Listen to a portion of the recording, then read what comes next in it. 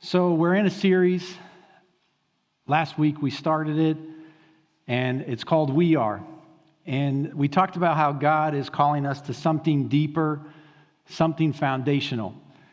And the reason we are called to move beyond these teachings that we talked about, these elementary teachings, is because as we mature in our faith, we're able to disciple new believers in the faith. So as mature Christians, we are able to help them maybe learn from our past mistakes.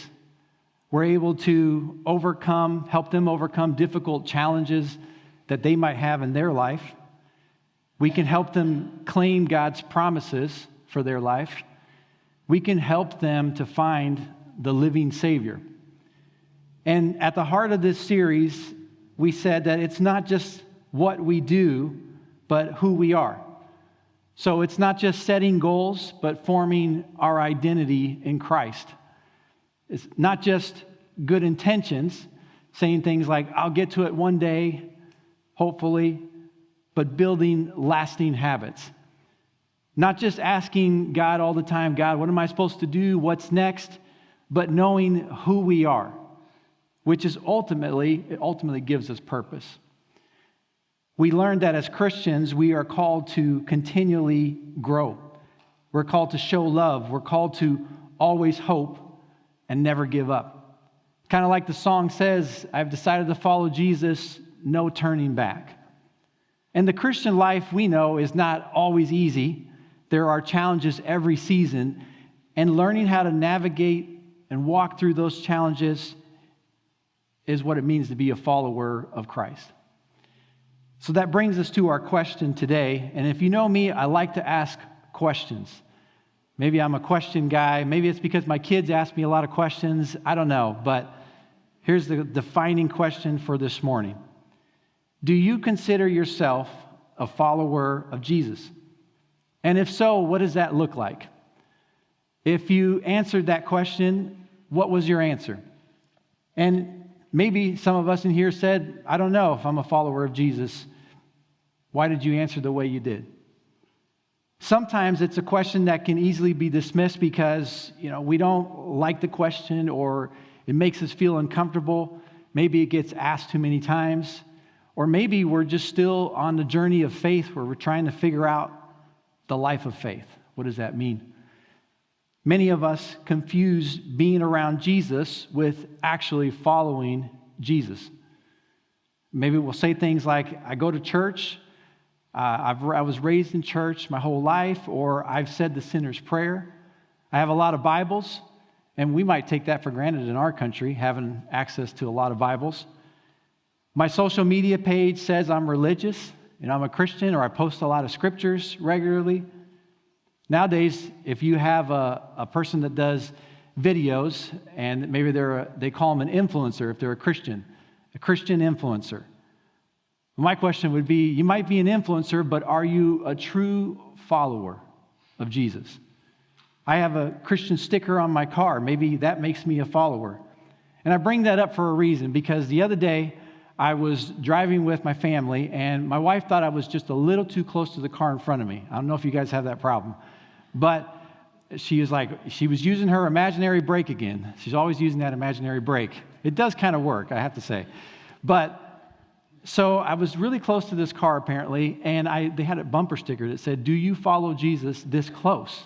So in my brain, my logic was, yes, I try to. So that's why I felt like I needed to be close. I don't think that's what they were trying to accomplish with that bumper sticker, but she didn't buy my logic, so I had to, back off a little bit. But I was failing Jesus in that moment. No, I'm kidding. I blame my Argentina days. They drive fast, and so I have to drive a little fast. But I'll work on that. But none of these things, like going to church or praying or reading our Bible, they're not bad, obviously. But do they make us followers? The Bible, however, says that many who say they are followers of Christ will one day be surprised to find out that Jesus won't even recognize them.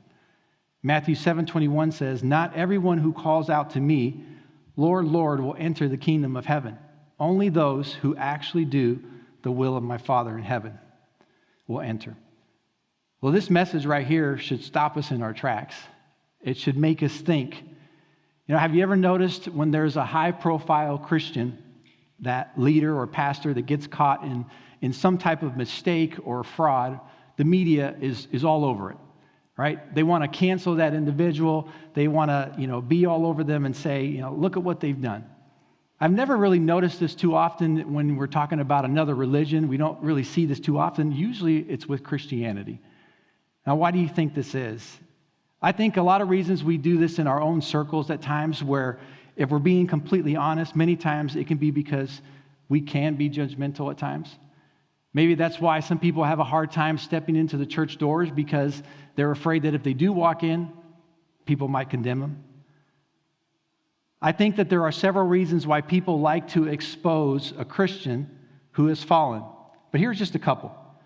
And I'm sure there's others. But I believe that sometimes people believe in Christian principles, but they struggle to commit them to their own life. Other times, maybe they have not committed them to their own life, but they like the idea of seeing someone fail because it makes them feel a little better. Let me ask you another question. And this question is one that causes people to struggle to become a follower of Christ. And I think the question is this: why should I choose to follow Jesus if I'm just going to mess up anyway? I believe a lot of people ask that question, and that question I want to help us answer today, and the only way to do that is to talk about what followers do. And throughout this series, as we talk about different aspects of who we are, we're going to answer this question even more. Followers take steps of faith. When we look at the scriptures, we see that when Jesus called his disciples to follow him, they left what they were doing at once and followed him. They took a step of faith, knowing that they were sinful, knowing that they would make mistakes and that they didn't have all the answers. Did they recognize who he was immediately? No. Did they know he was the Messiah? I don't think so. Did they have any doubts about following Jesus? Probably. But something inside them said, follow him. That same voice still speaks today. And Jesus didn't hand his disciples a textbook or a syllabus of some kind. He asked them, each one of them, to follow him, literally, to walk after him. Matthew chapter 4, verse 18 says, one day as Jesus was walking along the shore of the Sea of Galilee, he saw two brothers, Simon, and also called Peter, and Andrew, throwing a net into the water, for they fished for a living. Jesus called out to them, come follow me, and I will show you how to fish for people. And they left their nets at once and followed him. Mark says the same thing in chapter 1, verse 17. It says, come follow me, and I will show you how to fish for people. Some translations for men. And they left their nets at once and followed him.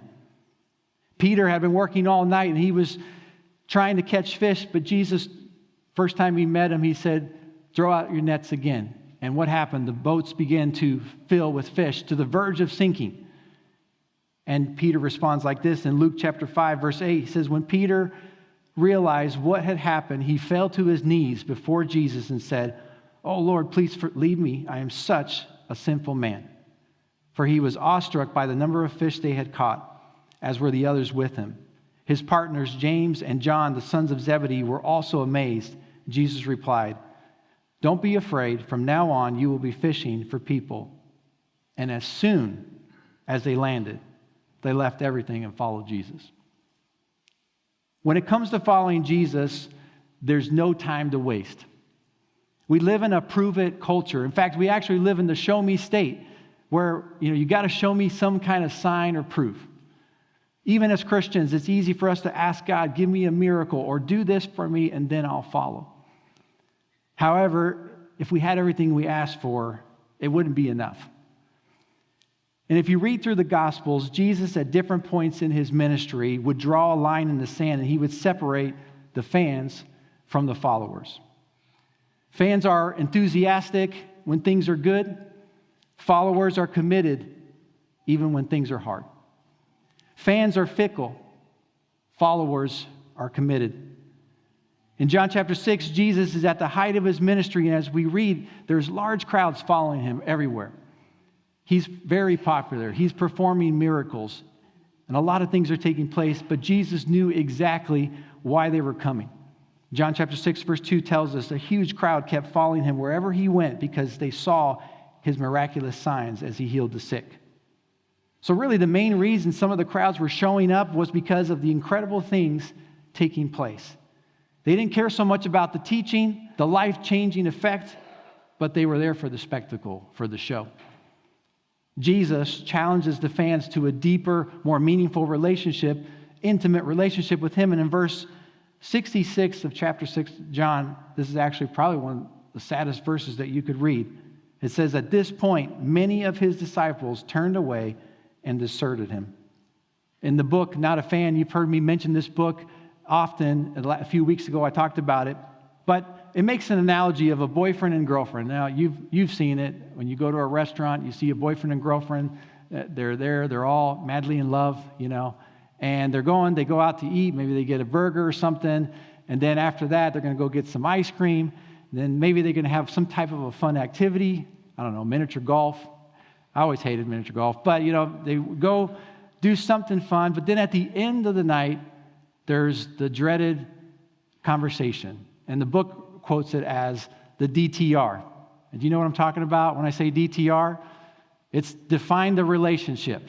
It's like they've had this incredible time together, but then somebody decided to say, where's this relationship going? Like, oh no, we don't want to talk about this right now. We just want to have fun, enjoy our time. Sadly, I've had too many of these type of conversations in my life.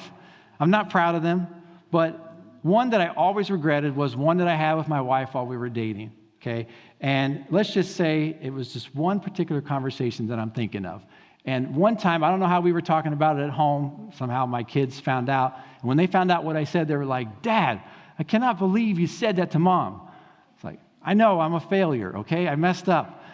I was very foolish, kids. Don't do that. Don't do that. But thankfully, she was gracious with me, and as you can see, things worked out. But I'm sorry for all those DTRs, okay? But that was my problem. And maybe you have this problem too, is I needed to know certain things. I had to figure out certain things out before I could define where we were. So I needed to know certain things, and I almost missed out on something. Oh, thank you.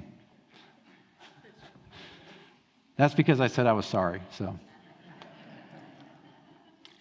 But a lot of people following Jesus, they went home because he said to them, let's define what we've got here. And what he offered wasn't what they wanted or what they expected. Followers make a commitment, not just a decision. A decision says that I need Jesus, but commitment rearranges your life. In John chapter 3, we meet one of these fans of Jesus. His name is Nicodemus. John chapter 3, verse 1 says, there was a man named Nicodemus, a Jewish religious leader who was a Pharisee. After dark, one evening, he came to speak with Jesus. Rabbi, he said, we all know that God has sent you to teach us. Your miraculous signs are evidence that God is with you. Jesus replied, I tell you the truth, unless you are born again, you cannot see the kingdom of God. What do you mean? Exclaimed Nicodemus. How can an old man go back into his mother's womb and be born again? So Nicodemus was attracted to Jesus because of the miraculous signs. And he had great respect for Jesus, and as you read this, he wanted to know more.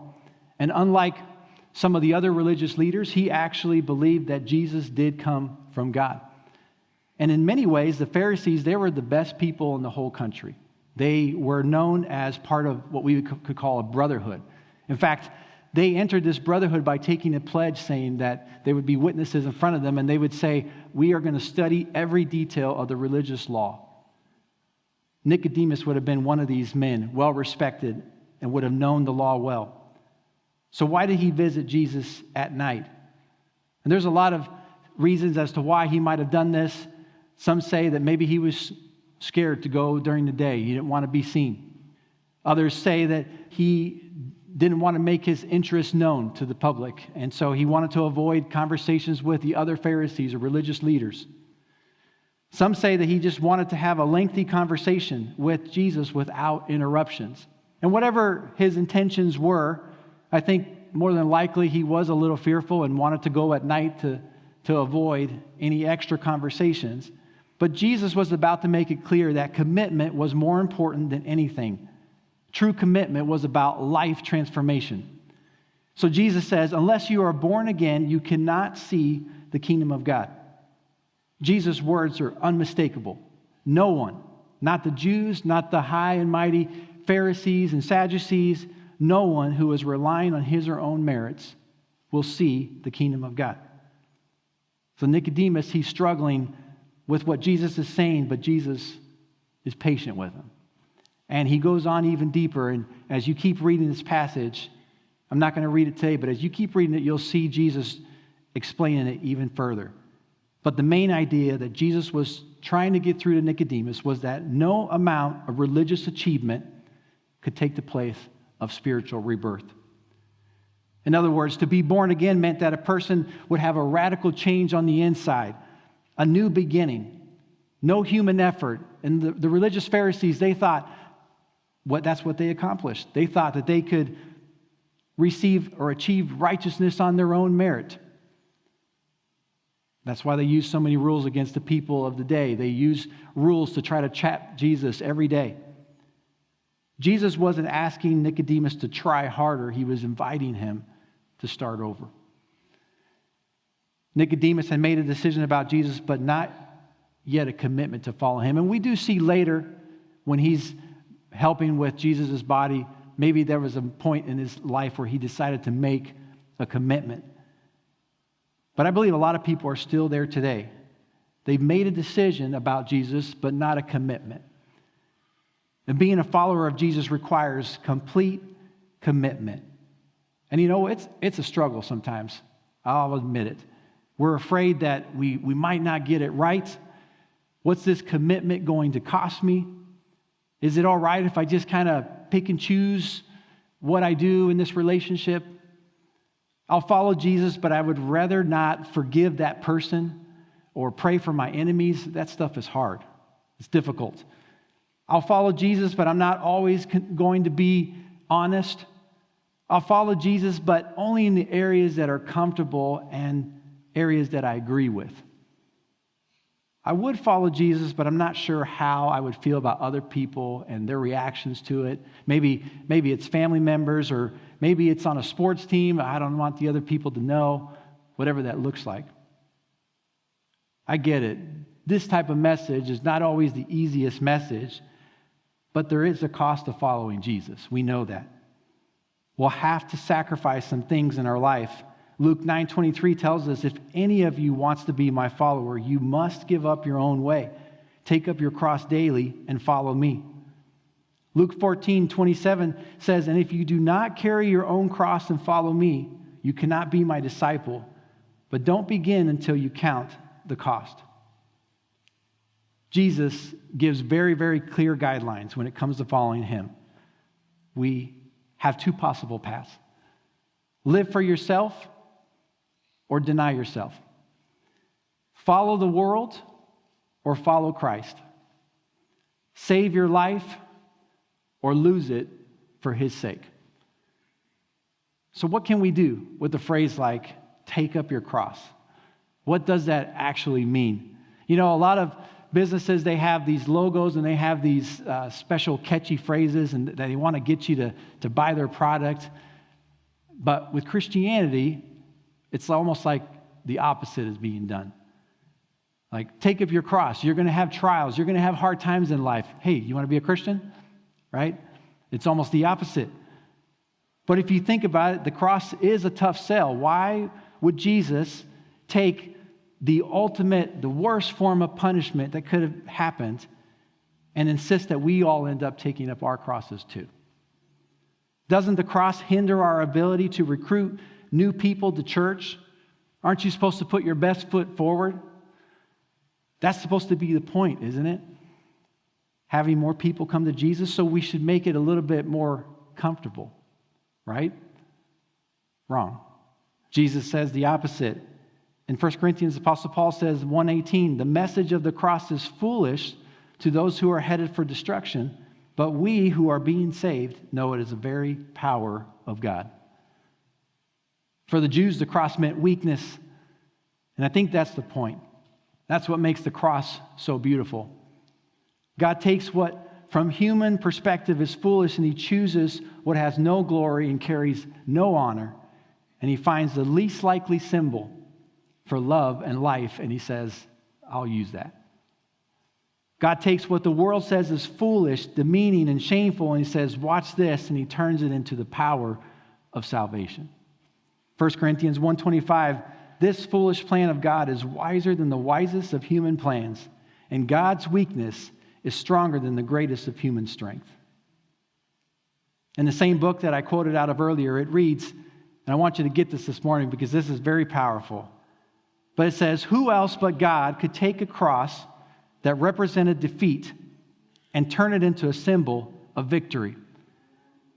Who else but God could take a cross that represented guilt and turn it into a symbol for grace?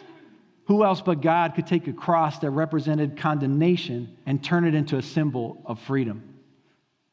Who else but God could take a cross that represented pain and suffering and turn it into a symbol of healing and hope? Who else but God could take a cross that represented death and turn it into a symbol of life? What God did for the cross, he can do for each one of us. And here's the encouraging part.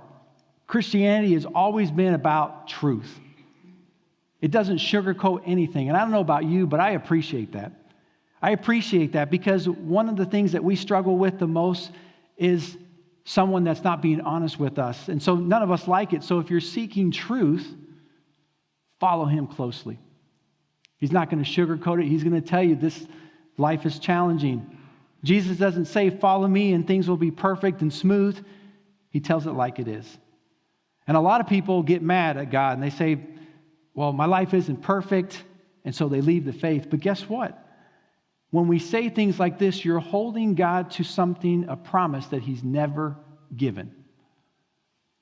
John 16:33 says, I have told you all this so that you may have peace in me. Here on earth you will have many trials and sorrows, but take heart because I have overcome the world. 1 John 5:3 says, loving God means keeping his commandments, and his commandments are not burdensome. For every child of God defeats this evil world, and we achieve this victory through our faith. And who can win this battle against the world? Only those who believe that Jesus is the Son of God. Followers know Jesus is enough. Philippians chapter 3, verse 8 says, yes, everything else is worthless when compared with the infinite value of knowing Christ Jesus, my Lord. For his sake, I have discarded everything else, counting it all as garbage so that I could gain Christ. I remember several years back when, after my wife and I got married, this was about a year after we got married, we took a trip to Europe. We went to Germany. And we were going to visit her. Her last name was Todorov. Try spelling that. So there was a town in Germany called Todorov where it was basically from her heritage. And so I always promised her, it's like one day, if it works out, I'm going to be the first person to take you to that town that your ancestors come from. And so we took a trip. We did all the planning. We went, and this particular town, there was nobody that spoke English. Okay, it was pretty difficult. We did find one guy, and we kind of bugged him the whole entire time we were there. I think he was running away from us eventually. But they're like, oh, here comes these two Americans wanting to know a little bit more about something. But so when we got to Germany, we had two things that we had to make priority. So we learned a couple phrases in German. One was, where's the bathroom? Priorities, you know. But number two was, do you have Wi-Fi? Now, I totally forgot what the phrase in German was for where's the bathroom, so you can see where our priorities lie. But I remember where's the Wi-Fi. But the Wi-Fi, the phrase was, Sie haben Wi-Fi.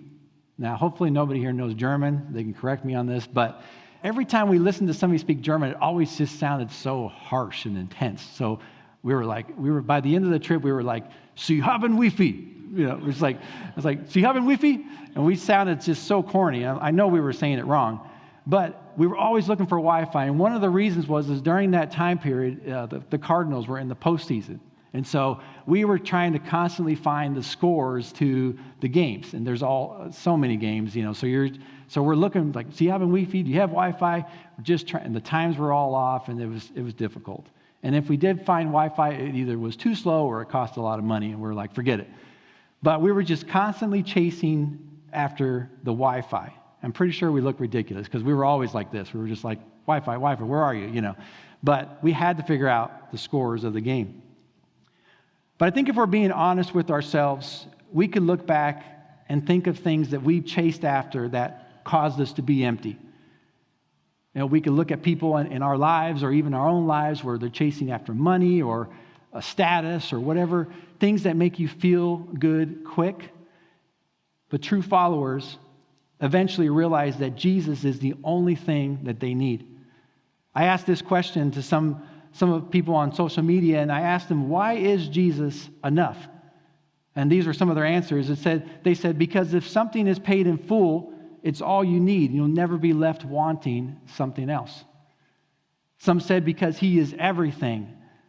Why is Jesus enough? Because he's our foundation. No one else can be enough. When Jesus becomes your foundation, you stop chasing after things that won't last because you've already found what truly matters. The heroes of the faith, they went before us and they were encouraging us each and every day to keep going. They're telling us Jesus is enough. We've run this same race that you are on. He's enough. Hebrews chapter 12, verse 1, therefore, since we are surrounded by such a huge crowd of witnesses to the life of faith, let us strip off every weight that slows us down, especially the sin that so easily trips us up. And let us run with endurance the race God has set before us. We do this by keeping our eyes on Jesus, the champion who initiates and perfects our faith. Because of the joy awaiting him, he endured the cross, disregarding its shame. Now he is seated in the place of honor besides God's throne. Jesus is enough. When Jesus makes his invitation, he welcomes all of us to follow him. He makes it clear that when you choose to follow him, you'll have to take a step of faith. It'll be more than a decision, but a commitment. He has to be your everything. In Jewish culture, when a student or a disciple was finally accepted into the rabbi school, they would leave their homes, their jobs, whatever was holding them back, and they would go and follow the rabbi. Literally, they would follow the rabbi wherever he went. All right, I'm going to ask my kids. I need my kids to come up here. You haven't fallen asleep yet, have you? All right, I'm going to come up here. I'm going to have them help me out with something here. So if the rabbi, I need you guys to follow me around, okay? I'll try not to be too crazy. If the rabbi would go to, he said, hey, today we're going to go to the market. So they would have to, let's go to the market. We're going to make the market over here. Today, you're my students. You're basically about to pass the class, so we went to the market. But now we're going to have to go to another town. It's clear across, way over there across the stage, just on the other side. Are you up for this?